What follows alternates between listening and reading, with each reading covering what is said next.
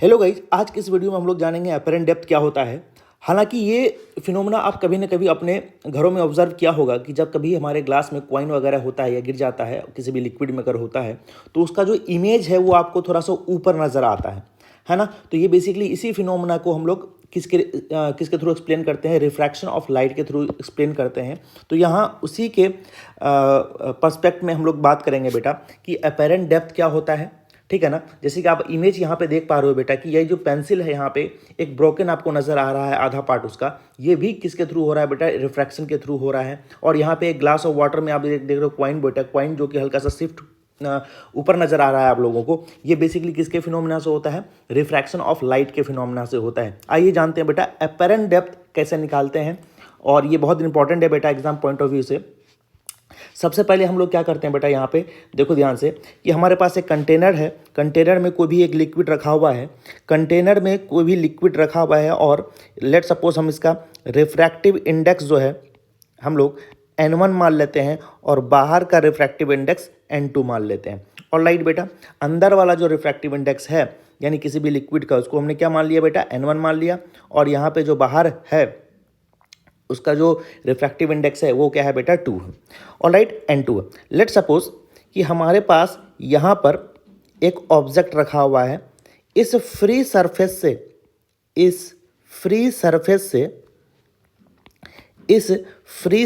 से D height पर एक ऑब्जेक्ट रखा हुआ है। This is your position of your object. ये किसका पोजीशन है बेटा, ऑब्जेक्ट का पोजीशन है किसी भी फ्री सरफेस से डी डिस्टेंस पर।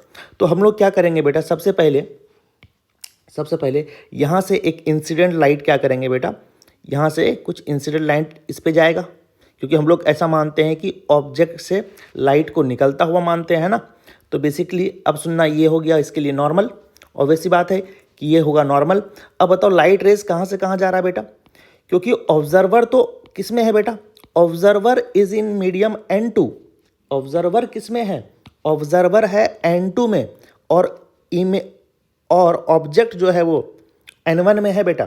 याद रखना, ऑब्जेक्ट किस में है, N1 मीडियम में है, और ऑब्जर्वर N2 मीडियम में है। बहुत इंपॉर्टेंट बात बता रहा हूँ बेटा, फॉर्मूले को याद रखने में ये दोनों पॉइंट बहुत इंपॉर्टेंट है जो अभी मैंने बताया है ना। तो सबसे पहले बेटा इंसिडेंट लाइट कहाँ जाएगा, इस वे में जाएगा, और इसको हम लोग बोलेंगे बेटा एंगल ऑफ इंसिडेंस। और लाइट इसको क्या बोलेंगे, एंगल ऑफ इंसिडेंस। अब बेटा बताना कि लाइट रेस कहाँ से कहाँ जा रहा है, रेयरर से डेंसर या डेंसर से रेयरर जा रहा है। यहाँ पे डेंसर से रेयरर में जा रहा है, तो लाइट थोड़ा सा क्या हो जाएगा बेटा, मुड़ जाएगा। किधर मुड़ जाएगा, अवे फ्रॉम द नॉर्मल। और इस एंगल को हम लोग क्या बोलेंगे बेटा, एंगल ऑफ रिफ्रैक्शन। और लाइट अब ऊपर में जो ऑब्जर्वर है बेटा, ऊपर में यहाँ क्या है, ऑब्जर्वर है यहाँ पर, ठीक है ना। हालांकि ये ऑब्जर्वर नॉर्मली देखता है चीज़ों को, है ना।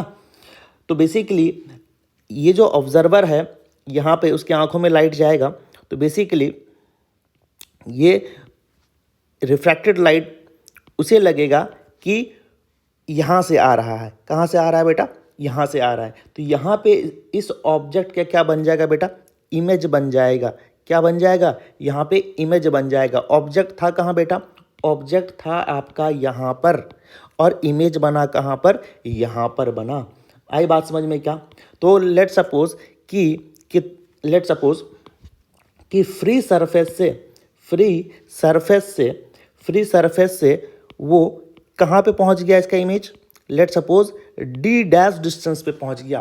कहाँ पहुँच गया बेटा, डी डैश डिस्टेंस पे। अब इसी डी डैश डिस्टेंस को हमको फाइंड आउट करना है। तो हम लोग देख पा रहे हैं बेटा ये एंगल ऑफ इंसिडेंस है। अगर ये एंगल ऑफ इंसिडेंस है तो ये भी कितना होगा बेटा, ये भी एंगल आई होगा, क्योंकि ये जो नॉर्मल है और ये जो आप नॉर्मल देख रहे हो ये दोनों क्या है बेटा, पैरेलल है ना।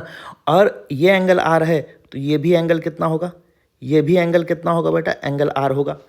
अब हम क्या करते हैं बेटा, दो पॉइंट ले लेते हैं। लेट सपोज ये पॉइंट ले लिया हमने और एक ये पॉइंट ले लिया। इस पॉइंट का नाम दे दिया ए और इस पॉइंट का नाम दे दिया बी। अब ये जो ऑब्जर्वर है, सुनना मेरी बातों को, ये जो ऑब्जर्वर है, ये ऑब्जर्वर जो है, ये जो ऑब्जर्वर है चीज़ों को नॉर्मली देखता है। चीज़ों को कैसा देखता है बेटा, नॉर्मली देखता है।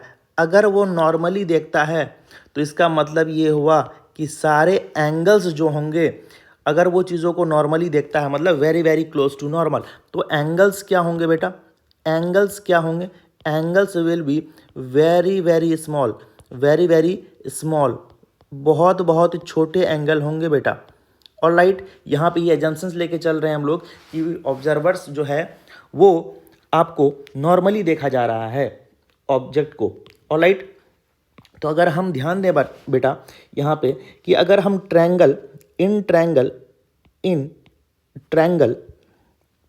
ए ओ बी में देखें, in triangle A O B में देखें, ए ओ बी में देखें, अगर हम ध्यान से ए ओ बी में अगर हम लोग देखें बेटा, तो अगर हम कह सकते हैं क्या, tan I is equal to tan I is equal to tan I is equal to tan theta क्या होता है बेटा? परपेंडिकुलर अपॉन बेस होता है। तो यहाँ पे ए बी अपॉन डी लिख सकता हूँ क्या? tan I is equal to A B upon, ये हो गया इसके लिए क्या, ये हो गया इसके लिए परपेंडिकुलर, और ये हो गया आपके लिए बेस। और राइट, तो यहाँ पे हम लोग इस तरह से लिखते हैं। उसी तरह क्या हम लोग tan, अगर हम इस ट्रायंगल की बात करें, in triangle A I B, इस ट्रायंगल की बात करें बेटा अगर हम लोग, तो हम लोग क्या देख रहे हैं यहाँ पे कि क्या हम लोग tan r equals to A B upon D dash लिख सकते हैं क्या बेटा? This is your first equation and this is your second equation. Alright, क्या हम लोग बी पॉइंट पे स्नेल्स लॉ लगा सकते हैं क्या बेटा? बी पॉइंट पे हम लोग स्नेल्स लॉ लगा सकते हैं क्या? बी पॉइंट पे स्नेल्स लॉ अगर हम लोग लगाएंगे तो क्या लिखेंगे बेटा? μ1, या फिर स्नेल्स लॉ क्या कहता है? μ1 sine I is equal to μ2 sine R, क्या ये कहता है स्नेल्स लॉ? अब μ1 की जगह क्या होगा बेटा? n1 sine I is equal to μ2 sine R. अब देखो यहाँ ध्यान से, अगर एंगल्स अगर वेरी वेरी स्मॉल हैं तो हम लोग साइन आई को सिंपली क्या लिख सकते हैं बेटा? साइन आई को हम लोग सिर्फ लिख सकते हैं आई, तो ये हो जाएगा n1 I is equal to n2। यहाँ पे μ2 की जगह क्या होगा बेटा? यहाँ पे आपका μ2 के जगह होगा, n2। ऑलराइट, तो यहाँ पे n2 साइन आर की जगह क्या लिख दें बेटा? साइन आर की जगह सिर्फ आर आ जाएगा। तो ये आपका हो गया बेटा इक्वेशन नंबर 3। अब देखो यहाँ ध्यान से कि हम लोग आई के जगह हम लोग क्या लिख सकते हैं बेटा? क्योंकि एंगल्स अगर स्मॉल हैं तो हम लोग सिर्फ आई के जगह क्या लिख सकते हैं? ए बी अपॉन डी, और आर के जगह हम लोग क्या ले सकते हैं? tan आर को हम लोग आर ले सकते हैं, क्योंकि हम लोग जानते हैं अगर एंगल बहुत छोटा हो तो हम लोग क्या लिखेंगे बेटा? tan theta equals to theta and equals to sine of theta. ये तभी लिख सकते हैं हम लोग बेटा जब हमारे पास एंगल्स क्या हों? वेरी वेरी स्मॉल हों। ठीक है ना? तो हम यहाँ से क्या लिखेंगे? n1 साइन आई के जगह सिर्फ आई, और आई को हम लोग क्या लिख सकते हैं बेटा? ए बी अपॉन डी, और n2 एज इट इज रह जाएगा, आर के जगह आ जाएगा A B upon D dash. Alright, तो यहाँ पे हम लोग क्या करेंगे? ए बी और ए बी को क्या करेंगे बेटा? कैंसिल आउट, और डी डैश हमारे पास आ जाएगा D upon n1 upon n2। ठीक है ना? ये जो फाइनल रिजल्ट आया बेटा, इसी को हमको याद रखना है, या फिर इसको इस फॉर्म में आप याद रख सकते हो, बेटर होगा। डी डैश को क्या ले सकते हैं? डी अपॉन n1, और यहाँ क्या आ जाएगा? n2। इसको इस फॉर्म में भी याद रख सकते हो, D upon n1 upon n2, और या फिर जो फाइनल बता रहा हूँ बेटा, या फिर इसको आपको इस तरह से याद रखना है कि रिफ्रैक्टिव इंडेक्स कहाँ का बेटा? जहाँ पे आपका इंसिडेंट रे है, इंसिडेंट रे है, और अपॉन रिफ्रैक्टेड रे जहाँ पे होगा उसका रिफ्रैक्टिव इंडेक्स लिखना है होगा। यानी इसको अगर हम लोग लिखना चाहें बेटा तो इसको हम लोग एन आई भी लिख सकते हैं और इसको हम लोग एन आर भी लिख सकते हैं। क्यों ऐसा लिख रहे हैं बेटा? क्योंकि जहाँ पे होगा मेरा इंसिडेंट रे उसका हम लोग रिफ्रैक्टिव इंडेक्स लेंगे, और जहाँ पे होगा ऑब्जर्वर या फिर रिफ्रैक्टेड रे वहाँ पे हम लोग लेंगे एन आर। तो ये जो फार्मूला है बेटा, ये जो फार्मूला आया आपके पास, ये बहुत इंपॉर्टेंट फार्मूला है एपेरेंट डेप्थ निकालने के लिए। और डी डैश को क्या बोलते हैं बेटा? एपेरेंट डेप्थ बोलते हैं। क्या बोलते हैं? Apparent depth. This is your apparent depth. तो यहाँ पे हमारे पास ऐसे भी याद इसको रख सकते हो कि जो रियल डेप्थ है, एपेरेंट डेप्थ निकालने के लिए जो रियल डेप्थ होगा आपका, जो रियल डेप्थ होगा अपॉन जहाँ पर ऑब्जेक्ट होगा उसका रिफ्रैक्टिव इंडेक्स, जहाँ पर ऑब्जेक्ट होगा वहाँ का रिफ्रैक्टिव इंडेक्स, अपॉन जहाँ पर ऑब्जर्वर होगा वहाँ का रिफ्रैक्टिव इंडेक्स से उसको क्या करेंगे बेटा?